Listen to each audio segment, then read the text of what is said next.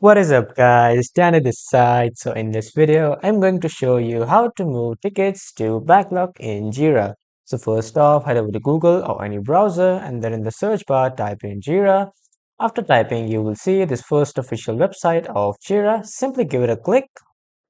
After clicking, you will be welcomed to this landing page of Jira. So if you are new to Jira, on the right side, you will see the option of login or sign in. Just simply sign in with your email and password. And after signing in, just click on Go to Jira. Now, after coming here on Jira, click on Projects on the left side, and then a drop-down menu will appear, and from here, open your recent projects. Now, after opening your projects, at the top, you can see this option of Backlog.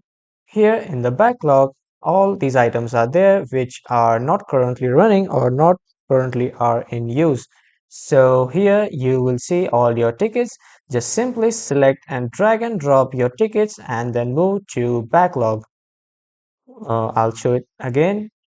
Just drag and drop your tickets on the backlog, and then after that a confirm pop-up will open. Click on confirm and then your ticket will be moved to the backlog, and this is how you can move your tickets to backlog in Jira.